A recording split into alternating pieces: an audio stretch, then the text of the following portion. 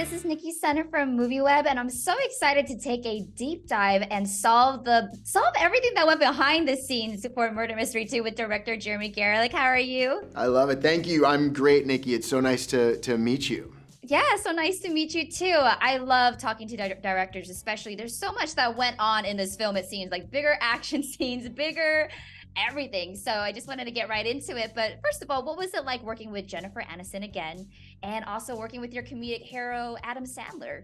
To respond to the first thing that you mentioned, it's everything was bigger in this movie. We had to go big.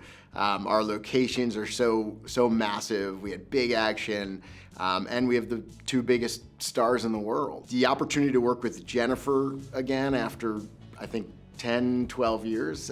We worked together on a film called The Breakup, which I wrote and co-produced. And she's incredible. She's an incredible talent. She's beautiful. She's so funny. And she's a producer on this movie, so she was very hands-on in the development of the script, the decisions of locations, hiring of the crew. She was just the editing. She was just incredible, and she's awesome. She's an amazing person. Yeah, and then what was it like working with your comedic hero? Yes, so they say never meet your heroes because you'll be disappointed, but I think Adam Sandler is the one person where that doesn't apply. He is truly one of the greatest people on the planet, and I think that's why he's done so well for so long, because you could see his heart coming through the screen. And he's an incredible guy. He is a huge mensch. He is so funny, but he's also a perfectionist. He works really hard. He has thoughts on angles, on every line. He's an incredible producer, and he's just great. And it was wonderful to get to spend some time and really get to know him. And he's a great guy.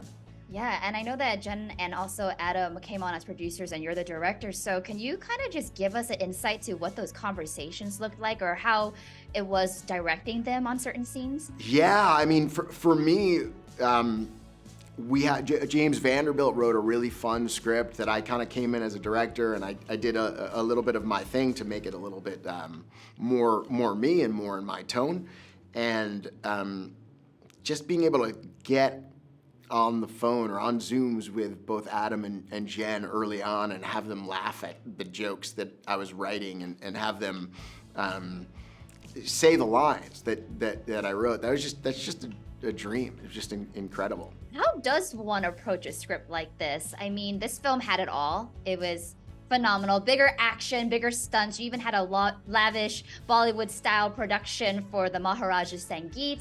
And I kind of just want to know how the shot list looked and how you approached it. It was daunting. It was a massive endeavor. And when we looked at the screenplay, we knew we wanted to go bigger. And we knew we were going to be in a beautiful remote location. And then we knew we were going to be in Paris. And we chose the greatest locations possible. The Eiffel Tower, the Opera, we were at the Arc de Triomphe, which I just destroy every time I say that. The people from France are making fun of me. It was incredible, and we decided to look at the every scene and say, okay, how can we take this scene and put it in a location that becomes part of the movie, and it becomes a character in the film. And we really tried to make every single scene a beautiful, picturesque location, make every scene as loud and funny and big as possible. We have a character who is Indian, and we wanted to do a wedding, and why not do a giant, incredible Bollywood style dance number, and we just went big on every opportunity. We went bigger. Yeah. No, and talking about location, because no locations were spectacular. I mean, I'd love to be your assistant or even a first AD on this for your next one, okay, Jeremy?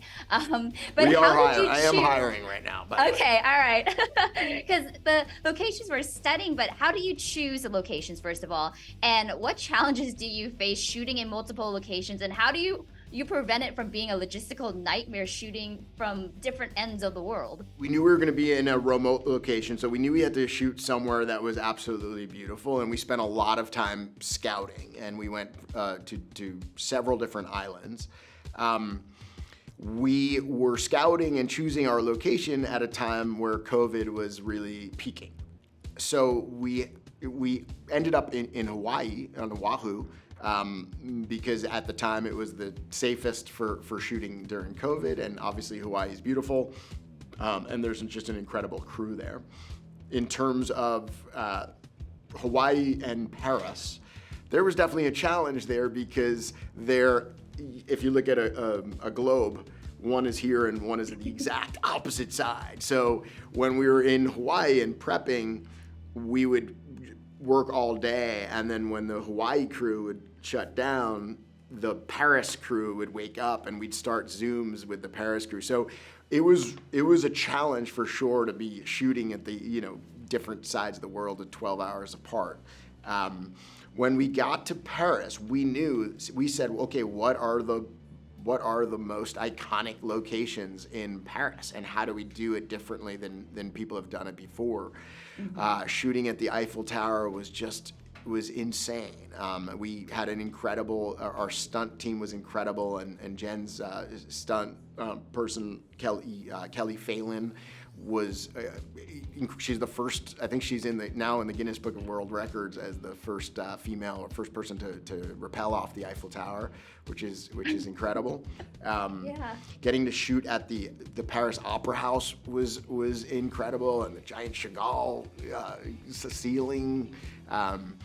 And I mean, really in Paris, there are no bad locations because Yes. everywhere you look, it's picturesque, and you can, such great cinematic history is there, and just I hope we become a part of that because we really took advantage of every location that we had the opportunity to show off in Paris.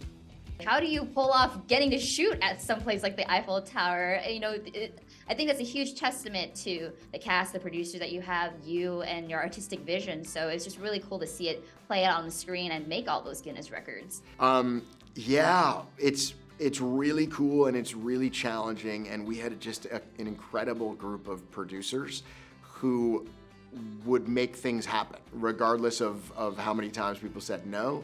Our producers figured out a way of making these things happening, making it easy for me, which is a producer's job, is just to make everything happen so that the actors can do their thing and the director can do his thing or her thing, and that's what they did. And I'm incredibly grateful to our producers, and I'm incredibly grateful to the city of Paris for allowing us to have fun. Was there a scene you directed that you were particularly proud of? I'm really proud of the whole movie, but looking at some scenes that I'd never really had the opportunity, I'd never really had the chance to do some gigantic action sequences like we did on the Eiffel Tower. That car chase scene was so fun to do. Took a lot of preparation. The Bollywood dance was something I really enjoyed doing. The giant scenes were amazing, but also the small intimate scenes that had Adam and Jen making jokes, and to me that was a dream come true. So incredible. Well, I was talking to Jen and Adam about the location for Murder Mystery 3. What say you? I'm thinking Western Pennsylvania or Syracuse, New York. It's between the two of those. Okay, I got those. They said Greece, but we'll come to a compromise. But thank you, Jeremy Garelick. I enjoyed deep diving with you on Murder Mystery 2. I'm so excited for audiences to see this because it was a fantastic film, just bigger in every way. Congratulations. Thank you so much, and it's so nice to meet you, and I'm glad you like the film.